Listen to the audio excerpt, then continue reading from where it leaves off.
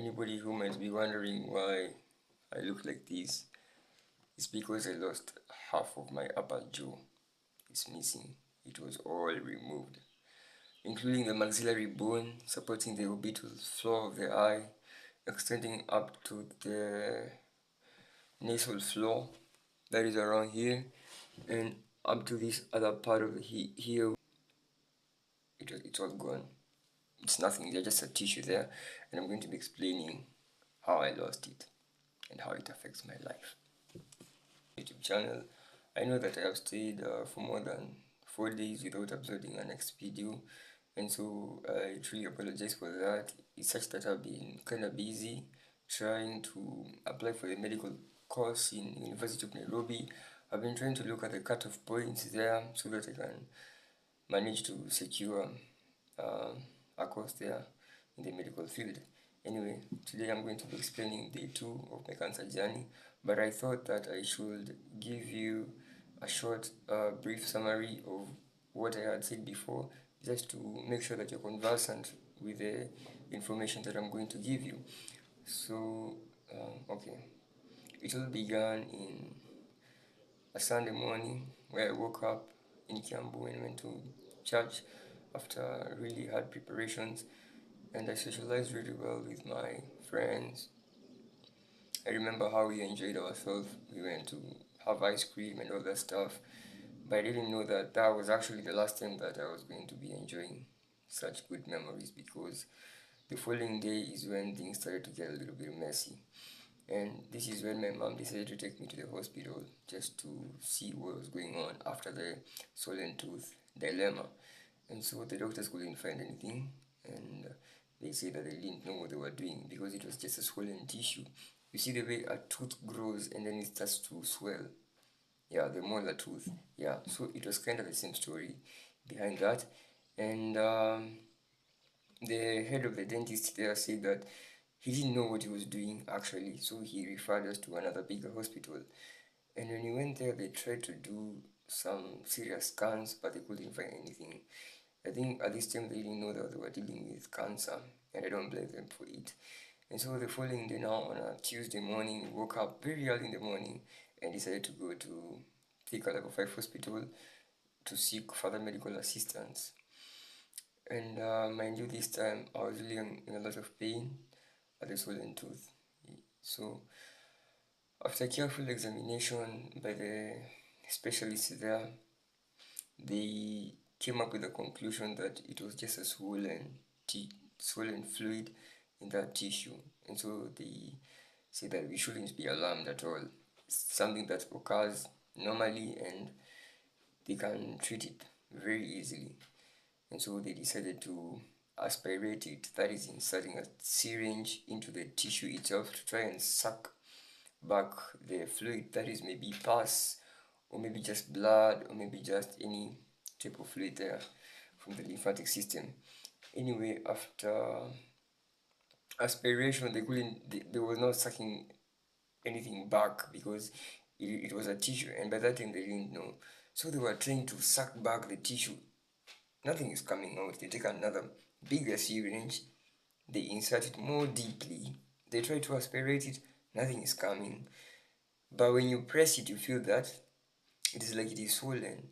So they try to aspirate it again and again and again and again. So you can imagine the number of times I was injected in the same spot. It was really painful because I remember they had strapped me to the dental chair just to make sure that I couldn't move. Well, yeah. And so after that, they said that we had given up.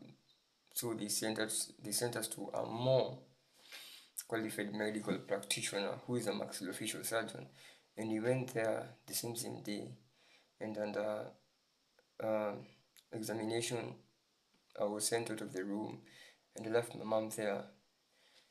And then after like 30 minutes I was called back into that room and I couldn't see my mom. And then I was told that your mom has gone somewhere and she's coming back. Kumbe she had fainted under the devastating news that she had received that it might be cancer. and so she fainted and she was taken to, I don't know where she went, to be honest, because they just lied to me and they told me just to sit there on the dental chair. They're going to do a simple procedure and then my mom is going to come and pick me up. And so because I was oblivious of what was occurring, I said, well and good, I don't care. Only if I knew. So as soon as I sat on that chair, they strapped me back again to the chair with my hands tied. And then when I spanned out to my left and my right, I could see the surgical scissors. You see these metal scissors and the syringes. And I was wondering, what are these for? I never knew they wanted to take a biopsy. And so that is what they did.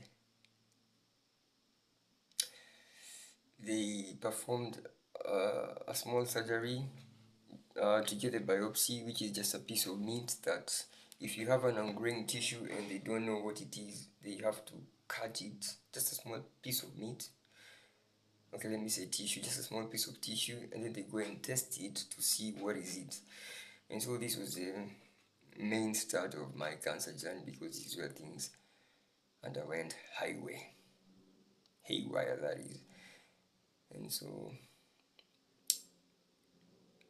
after that surgery with very little anesthetics, I was screaming in pain, because you can imagine, let's say your finger, a small part of your finger is being cut off and then stitched up again, so you can imagine the pain. Yeah, that is what I underwent for like 1 hour straight. To be honest, the anesthetics didn't work because I was screaming. I was really screaming. And then there's this thing they put in your mouth, right, but you can't close it, so you're left opening it continuously 1 hour, screaming in pain, crying. Oh man. Anyway, after that my mom came by. She was all good. I never guessed that something bad had happened to her. And we went home. Still I was crying, and we went home back to Kiambu. And because of this minor operation, I couldn't eat or drink anything. And I remember from there, since I stayed hungry for more than a week, I didn't eat anything, nor did I drink anything. I was fasting, and I'm going to be sharing the benefits of fasting and how it helped me actually heal. So I was fasting, but unintentionally, because I couldn't eat. The only thing that I survived on was IV fluids that my mom used to give me. And that is when the things began to go really, really bad. Very, very bad, because some of my friends who I had and who we had talked to on Sunday, when they came to visit me, just on a friendly based relationship, they found me in the bed and I was sleeping and I was crying. And they were asking what has happened, because the previous day I was good, but now today I'm bad. They couldn't comprehend. Now that is the scary part of cancer, because once you are diagnosed with it, everything changes. And it can change within 24 hours, and that is how everything changed. And that is where my treatment started. And in the same day, it's when I received my call letter to Njiri School, where I was devastated at first, because it was an extra county school, to be honest. But God had other plans for me. So tomorrow I'm going to be sharing the video after the biopsy, and I'm going to thank you, and please subscribe and hit the like button to promote this video and for you to see more content on this video. And I promise that I shall be posting each and every day. I'm going to be trying to post each and every day.